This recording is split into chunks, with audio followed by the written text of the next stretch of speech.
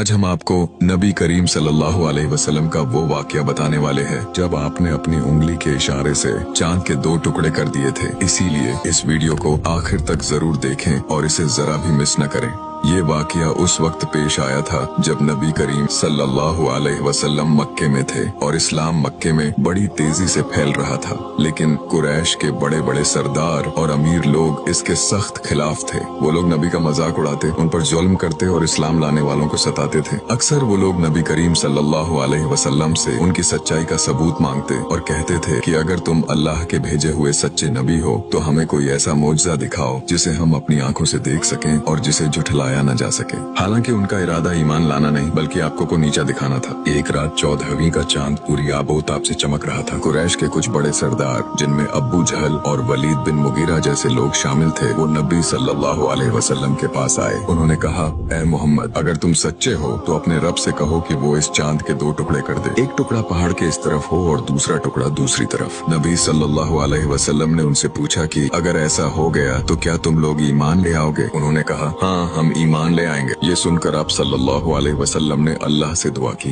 फिर आपने अपनी शहादत की उंगली से चांद की तरफ इशारा किया। अल्लाह के हुक्म से वहाँ मौजूद हजारों लोगों की आंखों के सामने चांद 2 हिस्सों में बंट गया। एक हिस्सा पहाड़ के एक तरफ साफ नजर आ रहा था और दूसरा हिस्सा पहाड़ के दूसरी तरफ। दोनों टुकड़ों के बीच इतना फासला था कि लोगों को बीच में पहाड़ साफ साफ दिखाई दे रहा था। ये एक हैरान कर देने वाला और नाकाबिले यकीन मंजर था। वहाँ मौजूद सभी लोग हक्के बक्के रह गए। जो लोग आप पर पहले से ईमान लाए थे, जैसे हजरत अबू बकर, हजरत अली और अन्य सहाबा, उन्होंने जब ये मंजर देखा तो उनका ईमान और भी मजबूत हो गया और उन्होंने कहा, बेशक अल्लाह हर चीज पर कादिर है और मोहम्मद सल्लल्लाहु अलैहि वसल्लम अल्लाह के सच्चे रसूल है। लेकिन जो लोग इनकार करने पर तुले हुए थे, वे अपनी आंखों से इतना बड़ा मोजिजा देखने के बावजूद मुकर गए। अबू जहल और दूसरे सरदारों ने चिल्लाना शुरू कर दिया कि तो खुला जादू है, मोहम्मद ने हमारी नजरों पर जादू कर दिया है, माज अल्लाह। उन्होंने एक दूसरे से कहा, यह हो सकता है कि मोहम्मद ने सिर्फ हम पर जादू किया हो जो यहाँ मौजूद है, वो पूरी दुनिया पर तो जादू नहीं कर सकते। हमें शहर के बाहर से आने वाले मुसाफिरों और काफिलों का इंतजार करना चाहिए। हम उनसे पूछेंगे कि क्या उन्होंने भी उस रात आसमान में ऐसा कुछ देखा था। कुछ दिनों बाद जब यमन और दूसरी जगहों से काफिले मक्का पहुँचे तो मक्का के लोगों ने उनसे पूछा कि क्या तुमने फलां रात आसमान में कोई अजीब बात देखी थी? काफिले वालों ने जवाब दिया, हाँ, हमने देखा था। उस रात हमने चांद को 2 टुकड़ों में बंटा हुआ देखा। एक हिस्सा पहाड़ के इधर और दूसरा उधर था और फिर कुछ देर बाद वे वापस जुड़ गए। ये गवाही सुनने के बाद भी कुरैश के ज्यादातर सरदार अपनी जिद पर अड़े रहे और ईमान नहीं लाए। इसी वाक़े पर कुरान की सूरह अल कमर नाजिल हुई,